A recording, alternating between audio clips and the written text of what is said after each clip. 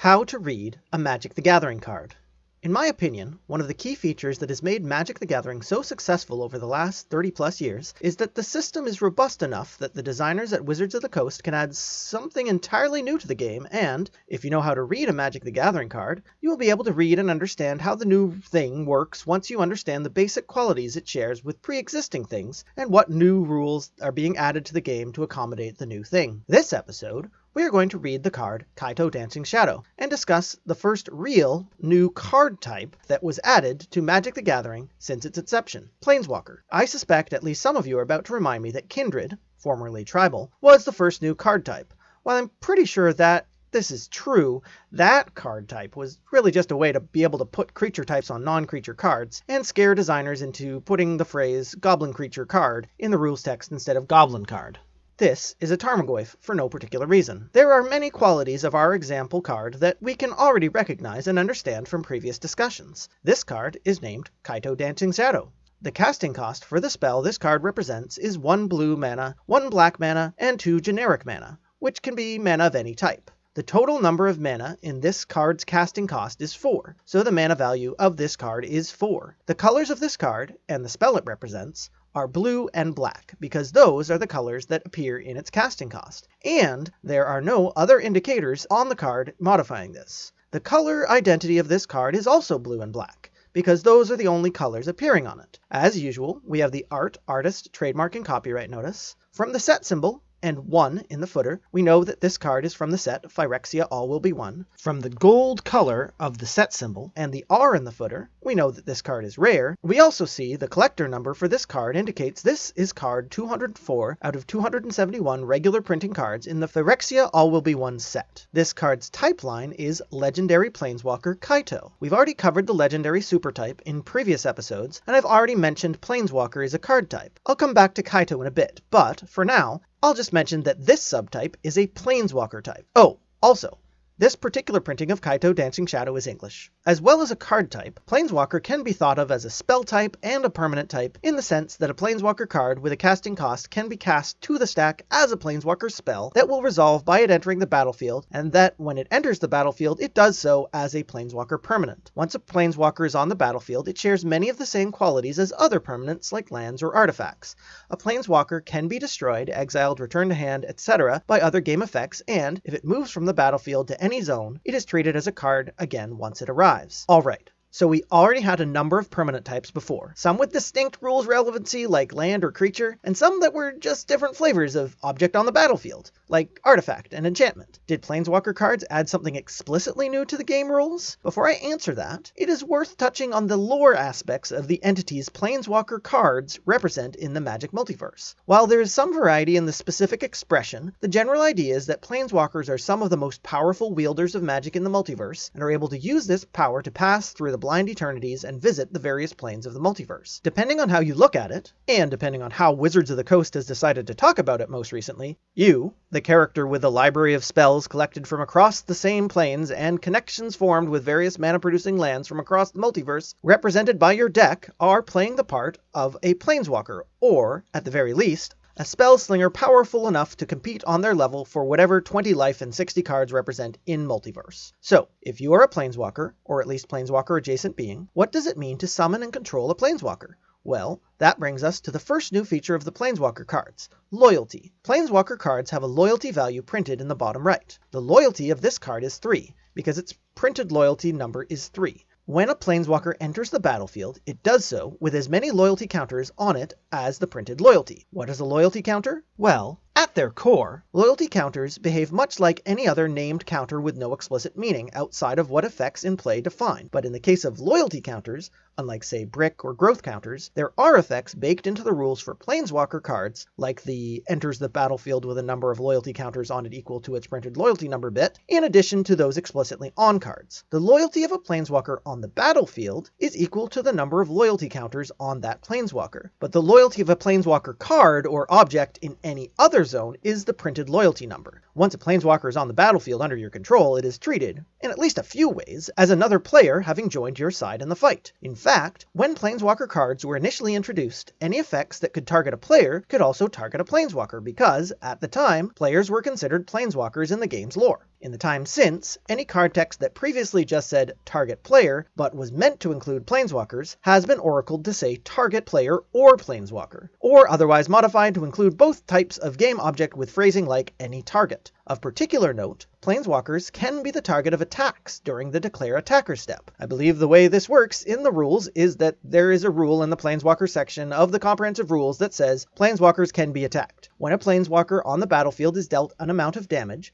be it in combat or by other effects, that many loyalty counters are removed from that Planeswalker. If a Planeswalker on the battlefield has no loyalty counters left on it, and therefore has 0 loyalty, it goes to its owner's graveyard. When this happens, the Planeswalker is not considered to be dying or being destroyed, it is just leaving the battlefield. Worth noting, a Planeswalker on the battlefield can be destroyed by other game effects. When an opponent declares attackers as attacking a Planeswalker you control, you can block with creatures you control in the same way that you would for creatures attacking you directly. Just like an alternate win condition, a Planeswalker you control gives your opponent one more thing to worry about, spend resources dealing with, or consider the possibility of in deck construction. A powerful Planeswalker that an opponent needs to prioritize removing is essentially extra life points for you, diverting attacks and direct damage effects away from your face. You may have noticed that the card names of many Magic the Gathering legendary cards, including most Planeswalker cards, have the name of a character followed by a comma, followed by some kind of title or descriptor of that character in the moment depicted on the card. I've always thought about this as the spell summoning a copy of that being from a particular moment in time when they were exemplifying that quality. When Planeswalkers were initially introduced, however, they were meant to be different. The idea being that you were actually calling on that Planeswalker, and, fictionally speaking, that Planeswalker had come to your aid and would help your side of the fight. To support this conceit,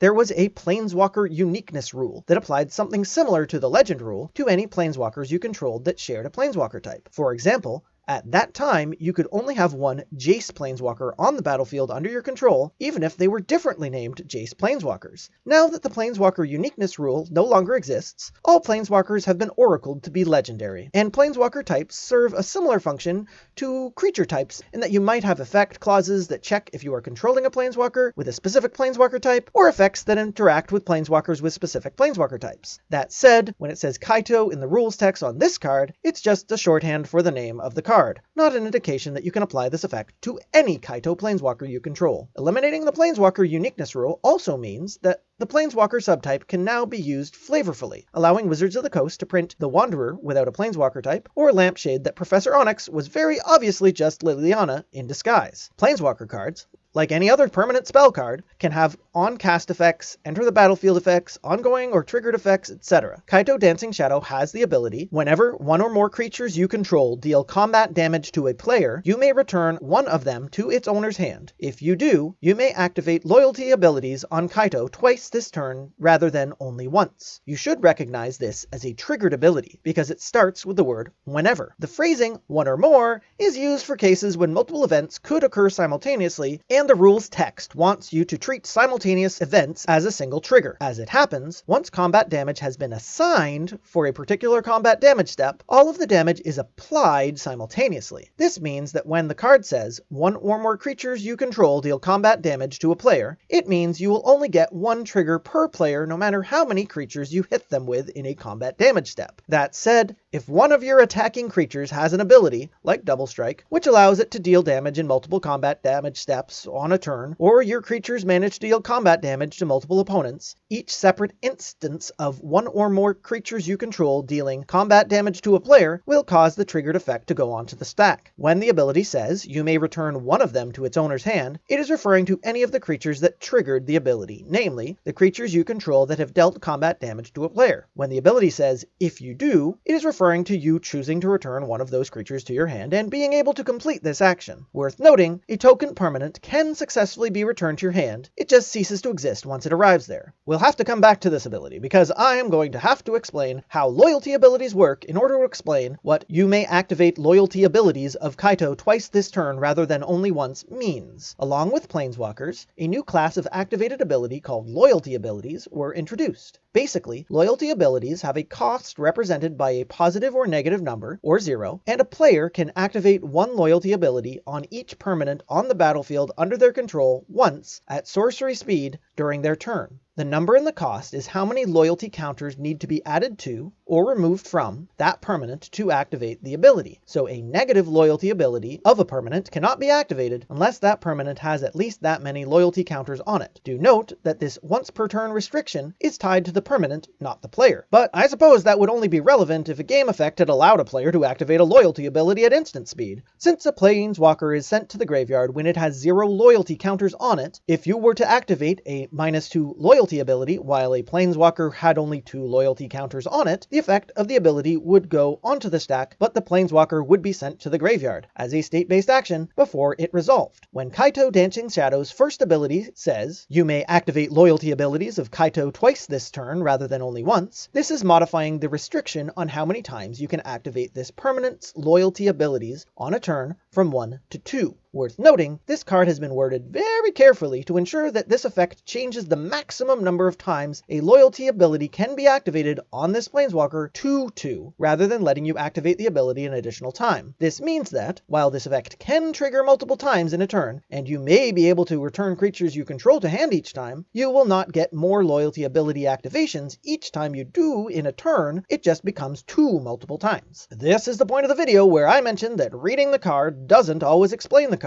when it comes to rulings. Some effects modify the number of counters that would be put onto a permanent, and, by explicit ruling, effects like this will cause Planeswalkers to enter the battlefield with a modified number of loyalty counters. For example, a Planeswalker with a printed loyalty of 3 would enter the battlefield with 6 loyalty counters if Doubling Season was in play, because the Planeswalker enters the battlefield with that many loyalty counters as an effect. On the other hand, these effects will not modify the number of loyalty counters put onto the Planeswalker when you activate a positive loyalty ability, because those counters are put on as a cost, not as an effect. On the other hand, loyalty abilities can be modified by effects that modify cost. For example, you would have to pay 2 mana in addition to adding or removing loyalty counters in order to activate loyalty abilities while Suppression Field is in play, and Karth the Lion modifies the cost of loyalty abilities by +1. Oh, also, there are some weird edge cases where you might not be able to put counters on Planeswalkers as it enters the battlefield.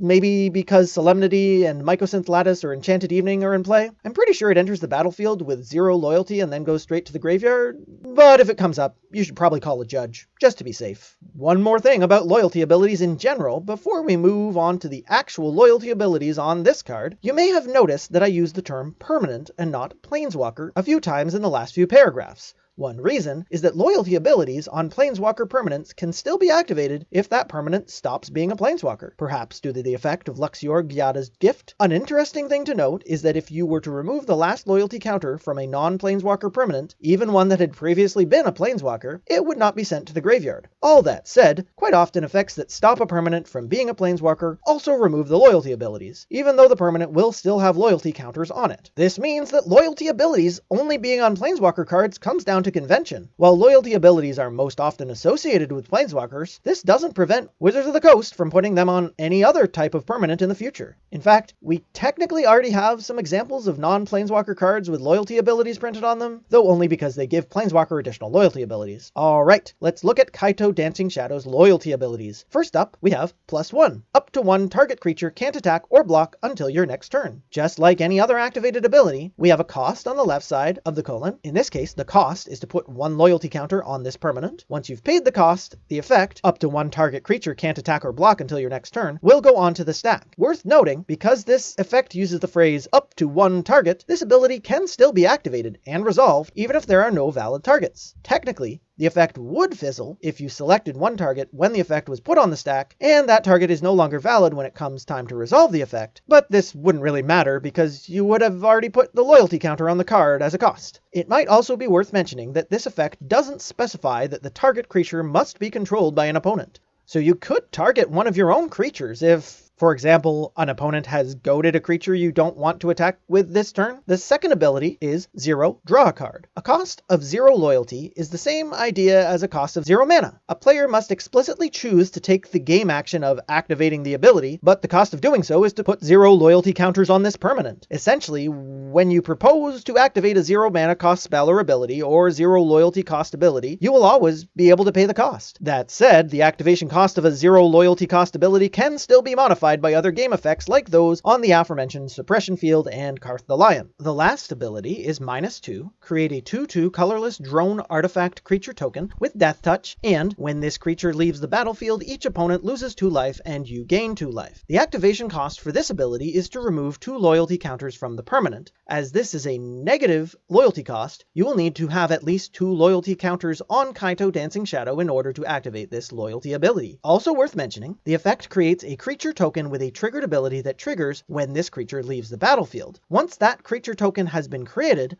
this creature will refer to itself. It's interesting to note that in most cases, cards will use their own name in place of phrases like this creature, presumably for clarity and readability, even though mechanically speaking, they always mean something more like this permanent. Evidence for this can be found in various rulings, including this one from Agatha's Soul Cauldron, that while effects might change the name of a permanent or copy an ability to a different permanent, the abilities still work as expected on the permanent with the mismatched name. Further, while there are a few cases where card names in rules text are meant to be taken literally, these tend to be effects that interact with any matching objects with the same name, not just the specific game object causing the effects. Another thing to note before we move on, when Kaito Dancing Shadow enters the battlefield, he does so with enough loyalty counters to activate any of his loyalty abilities, but this is not the case for all Planeswalkers. Many Planeswalker cards, for example, Liliana Dreadhorde General, have potentially game-ending negative loyalty abilities that cannot be activated immediately, and will need to be built up to over a number of turns by activating loyalty abilities or other effects, like Proliferate, that can add loyalty counters to permanents. Or I suppose you could just have a permanent, like Doubling Season in play and immediately skip ahead. Alright, finishing things out.